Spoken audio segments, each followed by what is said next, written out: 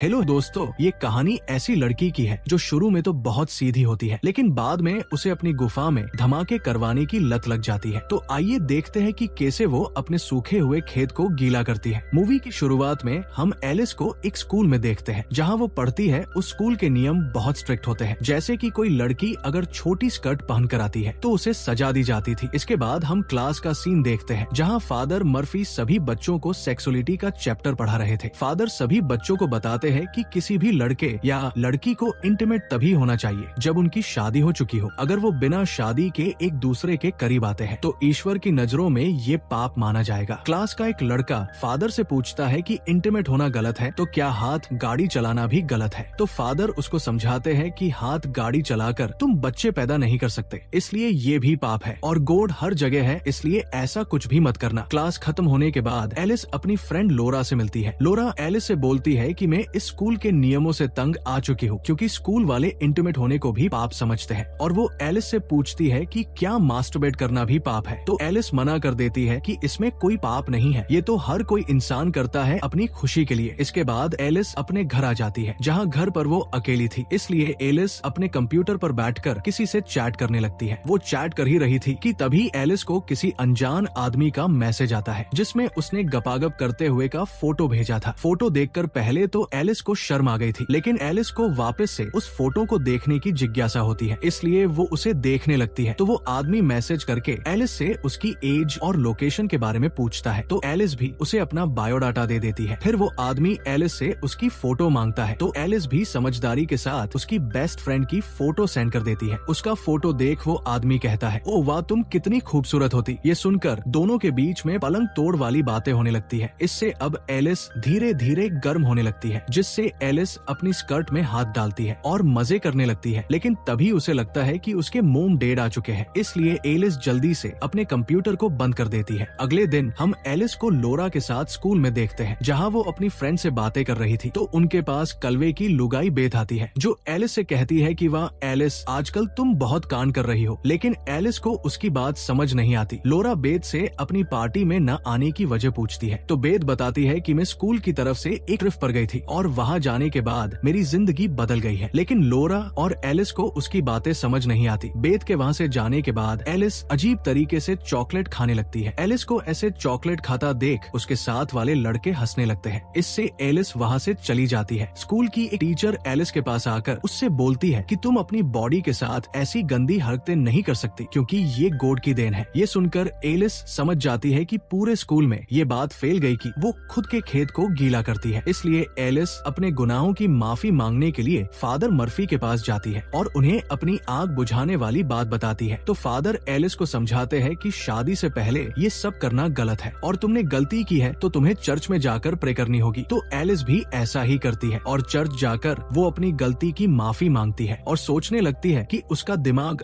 फालतू कामों पर जाने लग गया है, इसलिए वो स्कूल ट्रिप पर जाकर अपने दिमाग को शांत करके गॉड के बारे में और जानेगी। एलिस ऐसा ही करती है, वो स्कूल ट्रिप पर जाती है। लोरा भी ट्रिप पर जा रही थी, लेकिन वो गॉड के बारे में जानने के लिए नहीं, बल्कि उसी के स्कूल के एक लड़के को पटाने के लिए। थोड़ी देर बाद वो सभी उसी जगह पहुंच जाते हैं जहां उनका कैंप था। कैंप से कुछ बच्चे बाहर आते हैं जो कि इनके ग्रुप के लीडर थे। उनमें से हम एक लड़के को देखते हैं जिसका नाम क्रिश था। क्रिश को देखते ही एलिस की गुफा में हलचल मचने लगती है। वेल तभी वहाँ की इंचार्ज नैना वहाँ आती है, जो सभी को अंदर लेकर जाती है। नैना एलिस से उसका फोन मांगती है, क्योंकि ट्रिप पर फोन अलाउड नहीं था, ताकि सभी बच्चों का ध्यान ट्रिप पर लग सके। पर एलिस नैना को अपना फोन नहीं देती और झूठ बोल देती है कि उसके पास फोन नहीं है, जिसके बाद सभी बच्चों को एक साथ हॉल में बिठाया जाता है, जहां फादर सभी बच्चों का अलग अलग ग्रुप बना देते हैं। एलिस क्रिश के ग्रुप में थी, इसलिए एलिस के मन में लड्डू फूटने लगते हैं। फिर फादर मर्फी सभी बच्चों से कहते हैं कि तुम यहाँ आए हो, ये ईश्वर ने पहले से प्लान कर रखा है और तुम 4 दिनों तक यहाँ रहकर अपनी जिंदगी के बारे में सीखोगे, जो कि ईश्वर चाहते हैं। जिसके बाद फादर सभी बच्चों को एक पेपर देते हैं जिस पर फीलिंग के बारे में लिखा था। फादर कहते हैं कि तुम सभी को इस पर टिक करके बताना है जो तुमने यहाँ आने से पहले महसूस किया हो। तो सभी बच्चे अपने अपने मूड को टिक कर देते हैं, लेकिन एलिस टर्न ऑन पर टिक कर देती है, क्योंकि कुछ दिनों पहले ही वो किसी के साथ इंटीमेट होना चाहती थी। लेकिन एलिस इस बात से घबरा जाती है कि इस बात का सबको पता चल गया तो उसका मजाक बनाया जाएगा, इसलिए वो उस टिक को हटाने की ट्राई करती है। पर इससे पहले ही उनके पेपर सबमिट करवा लिए जाते हैं, जिसके बाद नैना आकर कन्फेशन करती है कि मुझे लगता था कि मेरे मेरे मोम डैड मुझसे प्यार नहीं करते, लेकिन यहाँ आने से मेरी लाइफ इतनी चेंज हो गई कि मुझे अब लगने लगा कि मेरे मोम डैड मुझसे भी प्यार करते हैं। हाँ सही है, इसको तो ऐसा लगेगा ही, और वो क्यों आपको आगे पता चलेगा। अगले सीन में हम रात को एलिस को देखते हैं जो अपने नोकिया 1208 में सांप वाला गेम खेल रही थी। आउट होने पर फोन जब वाइब्रेट हो रहा था तो एलिस को आइडिया आता है और वो फोन को अपनी टांगों के बीच में रख लेती है, जिससे उसको बहुत अच्छा फील हो रहा था। अगले दिन सभी बच्चे जंगल में घूमने के लिए जाते हैं, जहाँ एलिस जानबूझकर खुद को चोट पहुंचा लेती है ताकि उनका ग्रुप का लीडर जो कि क्रिश था वो उसके पास आ जाए, और होता भी ऐसा ही है। चोट लगने की वजह से एलिस चल नहीं पाती तो क्रिश एलिस को अपनी गोद में उठाकर उसे उसके केबिन में छोड़ देता है। तभी एलिस के पास नैना आकर एलिस से उसकी चोट के बारे में पूछती है और कहती है कि जल्दी से बाहर चलो ताकि हम ग्रुप फोटो ले सके। लेकिन तभी एलिस का फोन वाइब्रेट होता है, जिससे नैना को उसके फोन के बारे में पता चल गया था। नैना एलिस से कहती है कि मैंने तुमसे पहले ही दिन फोन मांगा था, लेकिन तुमने मुझसे झूठ बोला। इसके बारे में मुझे फादर से बात करनी पड़ेगी। जिसके बाद सभी ग्रुप फोटो लेते हैं। फोटो लेने के बाद फादर मर्फी एलिस को डांटने लगते हैं कि तुमने एक बार फिर से हमारे यहाँ के नियम को तोड़ा है, इसलिए तुम्हें सजा के तौर पर पूरे केबिन की सफाई करनी पड़ेगी। जिसके बाद एलिस भी सफाई करने के काम में लग जाती है। सफाई करते हुए एलिस की नजर फादर मर्फी के रूम के अंदर रखे कंप्यूटर पर जाती है और वो खुद पर कंट्रोल नहीं कर पाती, इसलिए एलिस जल्दी से फादर के कंप्यूटर पर जाकर वापस से एक लड़के से चैट स्टार्ट कर देती है। एलिस उस लड़के से इंटीमेट होने के बारे में पूछती है, लेकिन एलिस को ऐसा लगता है जैसे कोई आ रहा है, इसलिए वो जल्दी से कंप्यूटर को बंद करके वहाँ से निकल जाती है। लेकिन वो कंप्यूटर को शट डाउन करना भूल गई थी। अगले दिन सभी बच्चे बेटे होते हैं क्योंकि इन्हें यहाँ अब 3 दिन गुजर चुके थे। तभी वहाँ फादर आकर सभी बच्चों से पूछते हैं कि जिस किसी ने भी मेरे कंप्यूटर से चैट की है वो खुद आकर मुझे बता देगा तो अच्छा रहेगा। लेकिन कोई भी बच्चा इस बात को एक्सेप्ट नहीं करता, तो फादर मर्फी एक एक करके सभी बच्चों का इंटरव्यू लेने लगते हैं ताकि उन्हें पता चल सके कि उनके कंप्यूटर का इस्तेमाल किसने किया है। एलिस जब इंटरव्यू देने आती है तो फादर मर्फी उससे बोलते हैं कि पूरे स्कूल में तुम फेमस हो क्योंकि स्कूल में चारों तरफ तुम्हारी ही चर्चाएं हैं। तो एलिस बोलती है कि मैं एक सीधी लड़की हूँ और जो भी बातें आपने मेरे बारे में सुनी है वो सब अफवाह है। इसके बाद एलिस किचन में सफाई का काम कर रही होती है। तभी वहाँ उसकी क्लास का लड़का आकर कचरा नीचे गिरा देता है, जिससे एलिस उसके ऊपर गुस्सा होकर बोलती है कि तुम्हारी वजह से मैं पूरे स्कूल में फेमस हो रखी हूँ। तो वो लड़का भी बोल देता है कि तुम भी कुछ कम नहीं हो, तुम्हारी वजह से ही मेरा ब्रेकअप हुआ है। तभी फादर वहाँ आकर उस लड़के को वहाँ से लेकर चले जाते हैं। एलिस अपनी सफाई कर ही रही होती है। तभी एलिस की नजर खिड़की से बाहर जाती है जहाँ नैना और स्कूल का एक लड़का रोमांस कर रहे होते हैं। ये देख एलिस भी एक्टिव हो जाती है और झाड़ू की हेल्प से खुद को खुश करने लगती है। सब हो जाने के बाद एलिस लोरा के पास जाकर नैना के कांड उसे बताती है, लेकिन लोरा को एलिस की बातों पर यकीन नहीं होता और वो एलिस से बोलती है कि तुम्हारे दिमाग में हर टाइम रोमांस चलता रहता है, इसलिए तुम्हें हर कोई तुम्हारे जैसा ही लगता है और तुम बहुत गंदी लड़की हो, इसलिए आज के बाद तुम मुझसे कभी बात मत करना। इससे एलिस को बहुत बुरा लगता है। अगले दिन एलिस जब सफाई कर रही होती है तो उसे उसी लड़के का ब्रेसलेट मिलता है जिसने उसकी अफवाहें स्कूल में उड़ाई थी। उस ब्रेसलेट को लेकर एलिस फादर के कंप्यूटर के पास रख देती है। तभी उसे किसी के आने की आहट सुनाई देती है, जिसे सुनकर एलिस छुप गई थी। तो फादर मर्फी वहाँ आकर अपने कंप्यूटर में कुछ वीडियो चलाकर हाथ गाड़ी चलाने लगते हैं, जिसे देखकर एलिस चौंक जाती है और बाहर आकर सोचने लगती है कि ये खुद तो मजे कर रहा है और दुनिया को ज्ञान बांट रहा है। बाहर एलिस को क्रिश मिलता है, जिसे देखकर एलिस की आग बढ़ चुकी थी। वो क्रिश को किस कर लेती है और क्रिश भी आराम से किस करता है, लेकिन क्रिश को एहसास होता है कि वो गलती कर रहे हैं, इसलिए क्रिश वहाँ से भाग जाता है। रात को सभी ग्रुप बनाकर एंजॉय कर रहे होते हैं, लेकिन एलिस का तो सुबह की घटना को सोच कर ही दिमाग खराब हो रहा था, इसलिए वो सभी को छोड़कर वहाँ से भागकर सीधे एक बार में आ जाती है जहाँ एलिस को जीना नाम की एक लेडी मिलती है जो एलिस को परेशान देखकर उससे बात करने लगती है। तो एलिस अपनी परेशानी उसे बताती है कि लोग जैसे अंदर से होते हैं वो बाहर से वैसे दिखते नहीं है। मैं जिस स्कूल में पढ़ती हूँ वहाँ में छोटी छोटी गलती की भी सजा दी जाती है। तो जीना उसे बताती है कि मैं भी छोटी थी तब कैथोलिक स्कूल में पढ़ी हूँ, इसलिए मुझे पता है कि तुम्हें कैसा फील हो रहा होगा। थोड़ी देर बातें करने के बाद जीना एलिस को उसके कैंप के बाहर छोड़ देती है और एलिस से कहती है कि जल्दी से तुम्हें अपने स्कूल को चेंज कर देना चाहिए ताकि तुम अपने मन की कर सको। अगली सुबह जब सभी बेटे होते हैं तो फादर मर्फी आकर उस लड़के को अपने साथ लेकर जाते हैं जिसने एलिस की अफवाह फैला रखी थी। उधर लोरा भी एलिस के पास आकर उससे सभी बातों की माफी मांगने लगती है और कहती है कि मैं शर्मिंदा हूँ कि मैंने तुम्हें इतनी अश्लील समझा। वो सारे कांड तो उस लड़के ने किए थे। जिसके बाद सभी का लास्ट दिन था, इसलिए सभी अपनी अपनी बातें कहते हैं। वो लड़का आकर अपने किए हुए कांड के बारे में सभी के सामने सॉरी मांगता है। जब एलिस की बारी आती है तो वो हिम्मत करके सबके सामने बोलती है कि यहाँ हर कोई अपनी सच्चाई छुपाकर बेटा हुआ है, क्योंकि सबके चेहरों पर एक नकली फेस है जो वो दिखाना नहीं चाहता। जिसके बाद एलिस अपने घर आ जाती है और अपने नए स्कूल के बारे में देखती है। अगले दिन जब एलिस नए स्कूल जाती है तो उसकी मुलाकात वहाँ क्रिश से होती है, जो एलिस से उस दिन हुए कांड के बारे में माफी मांगता है और दोनों अच्छे फ्रेंड्स बन जाते हैं। इसके बाद एलिस कॉन्फेशन करने के लिए फादर के पास जाती है और बताती है कि जब मैं टूर पर गई थी तब मैंने वहाँ एक आदमी को वीडियो देखते हुए हाथ गाड़ी चलाते हुए देखा था। अब आपको पता है वो मर्फी ही था, लेकिन फादर मर्फी इस बात को मानने से इनकार कर देते हैं और एलिस को बोलते हैं कि किसी को ऐसी हरकतें करते हुए देखना भी पाप है, इसलिए तुम चर्च जाकर गॉड से प्रे करना। पर एलिस घर आकर अपने कंप्यूटर में अच्छे वीडियो चलाकर खुद को ही खुश करने लगती है और इसी के साथ इस मूवी की हैप्पी एंडिंग हो जाती है। आपको मूवी कैसी लगी कमेंट करके जरूर बताना। Thanks for watching.